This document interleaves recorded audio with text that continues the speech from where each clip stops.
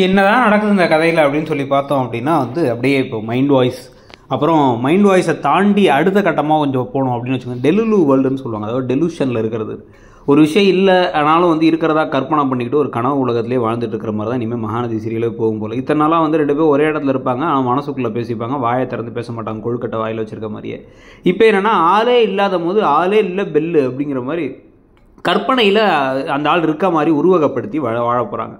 So அதுக்கு முன்னாடி பார்த்திங்கன்னா இப்போ பாஸ்போர்ட் சைஸ் ஃபோட்டோவை பார்த்து இந்த காலத்தில் யார் பாஸ்போர்ட் சைஸ் ஃபோட்டோவை பார்த்து அழறாங்க அப்படிங்கிற கேள்விகள் இருக்குது. இருந்தாலுமே பார்த்திங்கன்னா சரி ஓகே, இவர் லெட்டர்லாம் எழுதி வச்சுட்டு போனவர் தான், அப்படி தான் இருப்பார் விஜய்ங்கிற மாதிரி அவங்க கூட வாழணும், கூட என்ன மாதிரி நீயும் என்னை நினச்சி வருத்தப்பட்டுட்டு தானே இருப்ப அப்படி இப்படிலாம் ஏதோ யோசிச்சுட்டு இருக்காரு, பேசிக்கிட்டு இருக்காரு.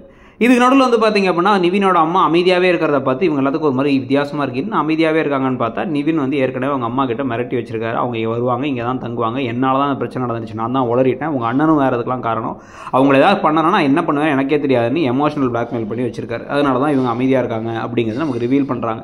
இவங்களும் ரூம்குள்ளேயே ஒழிஞ்சிருந்துட்டு குமரனை 2 நாளுக்குள்ளே ஏற்பாடு பண்ண சொல்லி வீட்டுங்கிறாங்க. குமரனை வீட்டு ஏற்பாடு பண்ண சொன்னால் அவர் கையில் இப்போ திடீர்னு எனக்கு பல கோடி ரூபா தின்னு சொல்லியிருக்கா, வீடு ஏற்பாடு பண்ணி வீட்டுக்கு போனால் ஏற்கனவே உங்கள் கையில் காசு இருந்தால் போயிருப்பீங்களா, இல்லைங்கிறனால இருக்கீங்க. அப்போ இங்கே நிவினோட உதவி தேவைப்படும், இல்லை யாரோ ஒருத்தவங்களோட உதவி தேவைப்படும்.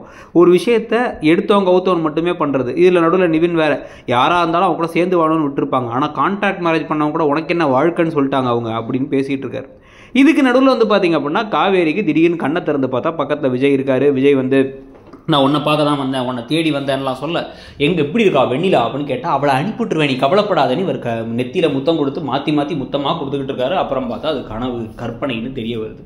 இதில் இவர் ஆஃபீஸ் கிளம்பி போனால் காவேரி விஜய் எம்டின்னு போட்டு பலூன்லாம் கட்டி விட்டுருக்காங்க. ஆனாலும் அதை பார்த்து அவர் அப்படியே அதிர்ச்சியாக நிற்கிறாரு, கூட இல்லையே அவங்க அப்படின்னு சொல்லிட்டு கண்ணெல்லாம் கலங்கி போய் டெய்லி எபிசோடு ஆரம்பிக்கும் போதும் முடியும் போது விஜய் அழ வைக்கிறது இல்லை காவேரி அழ வைக்கிறது, கற்பனையில் அவங்க வாழ்றதுன்னு போயிட்டு இருக்கிற அந்த காதல் காவியத்தை பற்றி உங்களுடைய கருத்து என்னங்கிறத சொல்லுங்கள். அப்படியே மறக்காமல் இடம்பொருள் சேனலில் சப்ஸ்கிரைப் பண்ணி